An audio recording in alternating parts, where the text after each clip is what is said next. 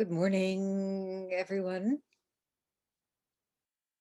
It is my pleasure to turn the meeting over to Hokuto Sensei, who will give the Dharma talk and lead the discussion. Good morning, everybody. Before I start, if anybody feels the need to adjust their posture or change their position, please do so. Today I'm going to speak about the Book of Rinzai, Chapter 2. One day, the master went to the Hopei prefectural office. Wang Shangxi, the head of the prefecture, invited him to step up to the lecture seat. At that time, Mayu came forward and asked, of all the eyes of the thousand-armed, thousand-eyed bodhisattva of great compassion, which is the true eye? The master said, of all the eyes of the thousand-armed, thousand-eyed bodhisattva of great compassion, which is the true eye? Say quickly, say quickly. Mayu dragged the master down from the high seat and sat in it himself. The master went up close to him and asked, how do you do? Mayu was about to say something when the master dragged him down from the seat and sat in it himself. Mayu thereupon left the gathering, and the master stepped down from the high seat.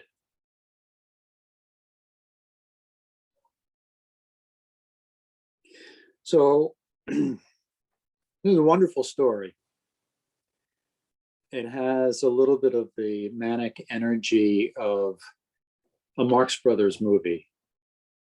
You can almost imagine Master Rinzai as Harpo and Mayu as Chico in the stateroom scene in Duck Soup, jostling each other and joking.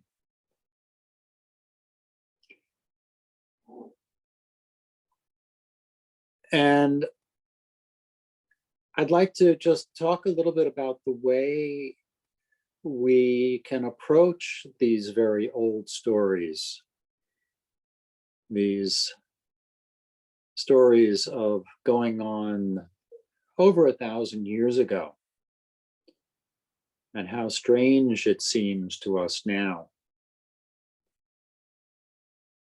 First, the location. One day the master went to the Hopei prefectural office. So I honestly don't know exactly the Chinese governmental system and what exactly a prefectural office was. I can imagine it as being a state capital, perhaps Albany, or here in Rhode Island, Providence. And Wang Shangxi, the head of the prefecture, perhaps like the governor. And what's strange here to an American audience is, can you imagine a bishop or a rabbi going to the state capitol and being invited by the governor to step up and give a lecture? It's very strange to our way of thinking. It's also strange in a way in late Tang Dynasty China, which had only a decade or so before undergone this great persecution of Buddhism and all so-called foreign religions. Only a decade or so before, Buddhism was outlawed, and monks and nuns were either defrocked or killed So here we have a wonderful example of impermanence. First, the impermanence of the great esteemed position that Buddhism had previously, and then the impermanence of the counter movement, the persecution.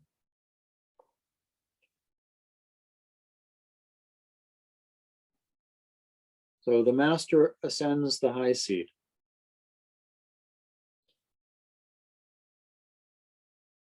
And Mayu, who we really don't have very much biographical information about.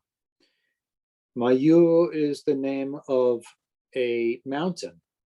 And we know that Zen masters, Buddhist teachers, frequently took the name of the mountain on which their temple or monastery was located as their name. Rinzai, or Linji in Chinese, is not the family name or even the Dharma name of Rinzai. It's the name of the mountain on which Rinzai taught. So here we have one mountain meeting another. Two Dharma teachers meeting another. Two great spirits meeting another. Mayu steps forward and asks, of all the eyes of the thousand-armed, thousand-eyed Bodhisattva of great compassion, which is the true eye? The thousand-armed, thousand-eyed Bodhisattva of great compassion is one way of describing Avalokiteshvara, or in Chinese, Kuan Yin, in Japanese, Kanzeon. You can see behind me here a statue of Avalokiteshvara. My statue only has 18 arms, but that's a stand-in for the infinite arms of Avalokiteshvara. In Chinese, 1,000 or 10,000 was often used as a substitute for infinite, endless, numberless.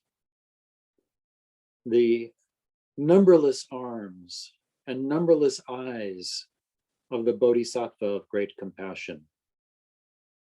Of all those eyes, which is the true eye?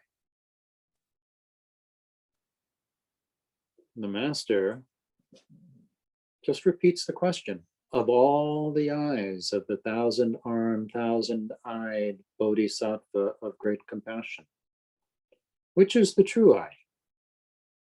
Say quickly, say quickly. But he turns the tables on Mayu. And this say quickly,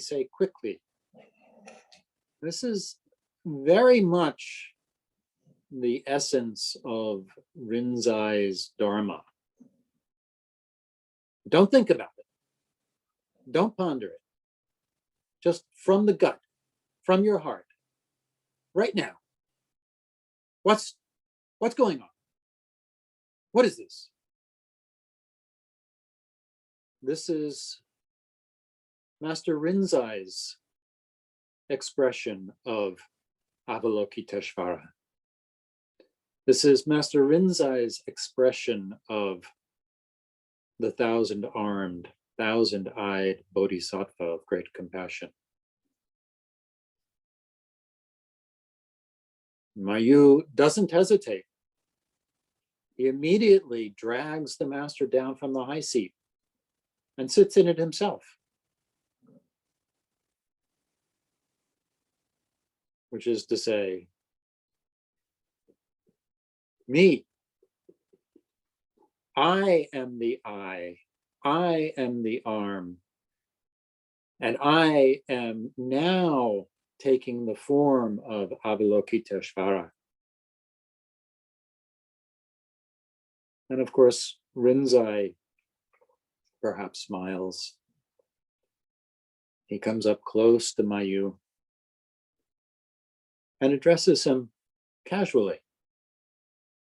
How do you do? Pleasure to meet you. Wonderful. You are the Bodhisattva of compassion. So glad to meet you. But he is asking a question. How do you do?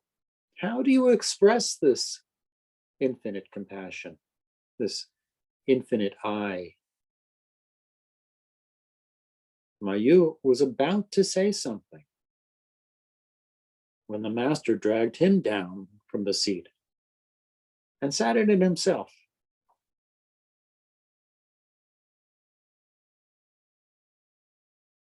Now, how to interpret this? Was Rinzai criticizing Mayu because he hesitated to answer? Perhaps. Was Rinzai testing him to see, okay, if you're the Bodhisattva of compassion, just how dedicated are you? How much spirit do you have? How much do you pour yourself into this infinite role, this infinite expression of compassion? Is your whole heart in it? Is your whole mind in it? No way of knowing really what exactly the intention is here.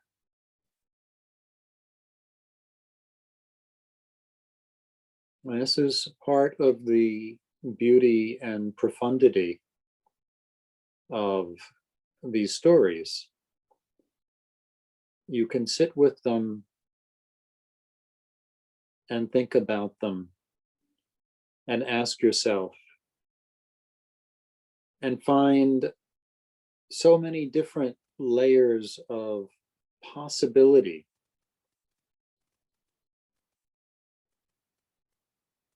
Mayu was about to say something when the master dragged him down from the seat and sat it in himself.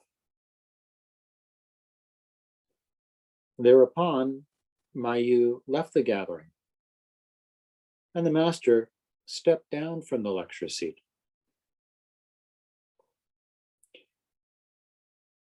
Mayu had made all the statement that he needed to make. The master had made all of the statement he needed to make. No need to fill up half an hour or an hour. No need for words. They had come to an understanding. Now, whether the head of the prefecture, Wang Changxi, could appreciate any of this, we don't know. Whether any of those present could really understand what was going on, we don't know. But that's besides the point. The question is, of all the eyes of the thousand-armed, thousand-eyed Bodhisattva of great compassion, which is the true I? And that's the question that you have to ask. And you have to come to express.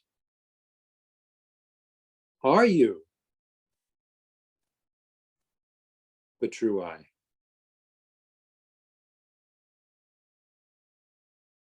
How do you express this? The infinite arms and infinite eyes of the great compassionate one. This mythology is meant to give hope to those who are hopeless, meant to give refreshment to those needing refreshment. The 1,000 arms each hold what those who are in need this very moment. The 1,000 eyes see with penetrating insight what is needed. And what is needed may not be what you want.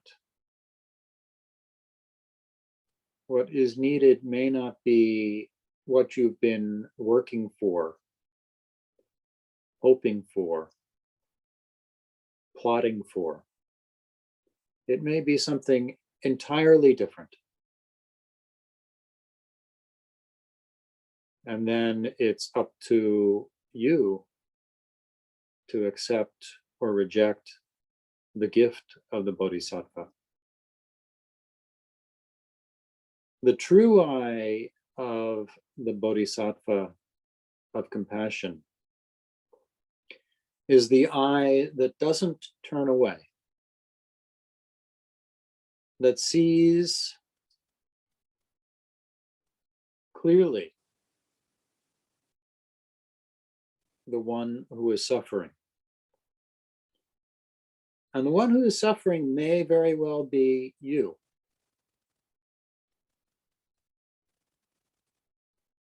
And the eye that sees the suffering may very well be your own. And what then do you do? With what arm do you give the gift that will relieve suffering? The one who is suffering may be someone in your family, a spouse, a child, an elder. It may be someone deceived by propaganda, who suffers needlessly. What then do you do? With what hand do you reach out to comfort? With which hand do you reach out in friendship?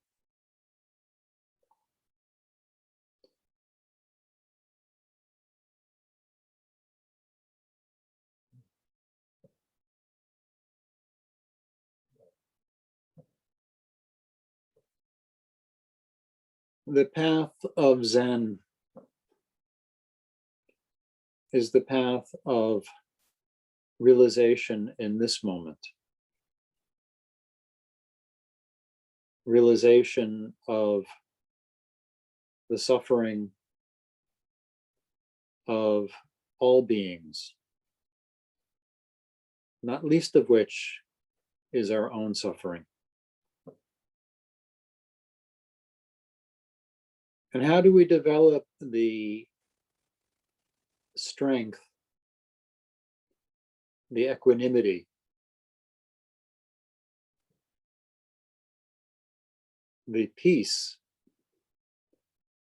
to reach out to those who are not at peace, to those who are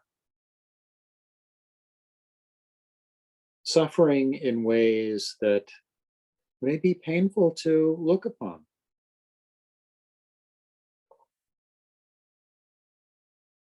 This may be people in society,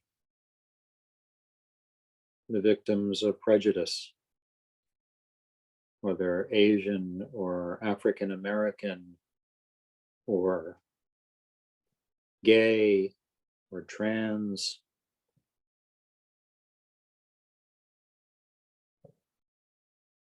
or those who are economically disadvantaged, those who have been forgotten.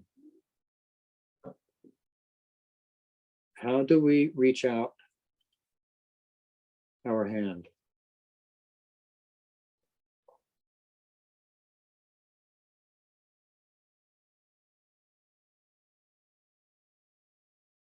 And how do we develop the spirit, the strength of character, to be true to ourselves, true to our own situation, while extending our hand?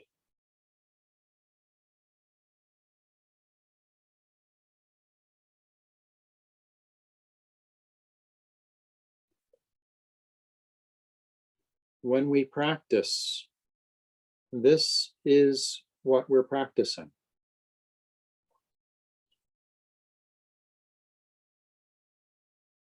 And the practice is not a matter of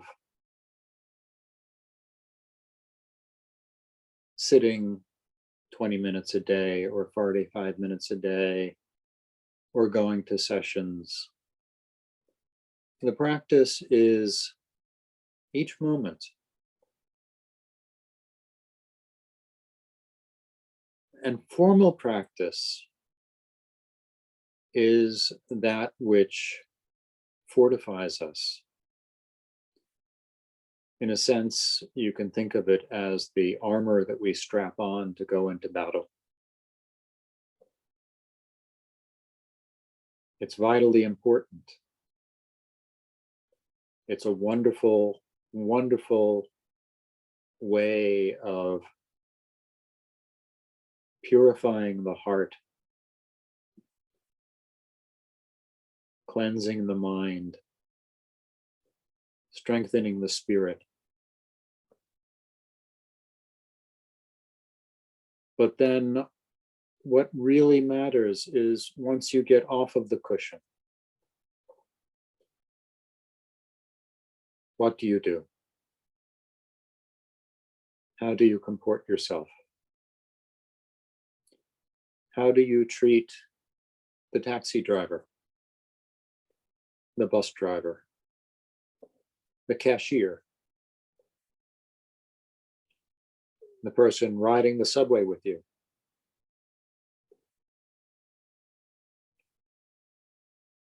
The panhandler asking for a handout? How do you treat these people? Can you recognize each one of them? Can you recognize them each as the eye of the thousand-eyed bodhisattva of great compassion?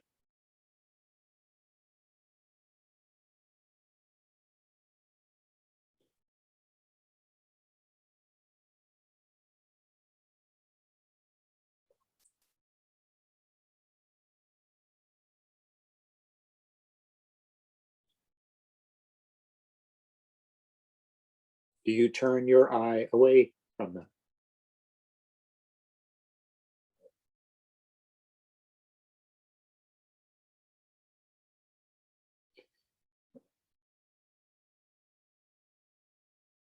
And this is the point of practice.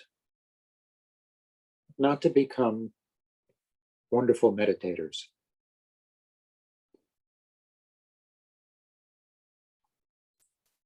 Not to have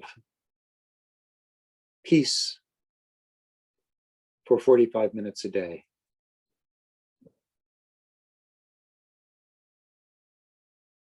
But to truly reach out your hand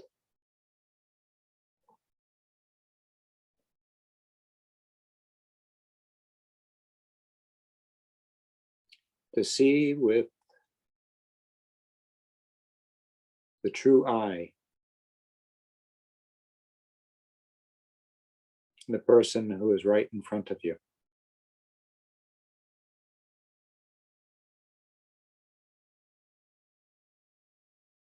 If you can do that,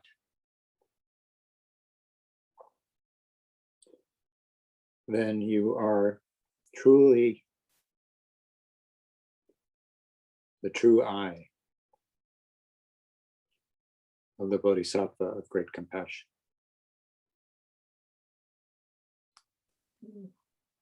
Thank you so much, Hokuto Sensei, for your beautiful presentation. And thank you to everyone who spoke or was so very, very present without words. And what occurred to me is those 1,000 arms, as you said, are holding the implement of the moment that is needed. And one of them is Manjushri, another bodhisattva, holds a sword.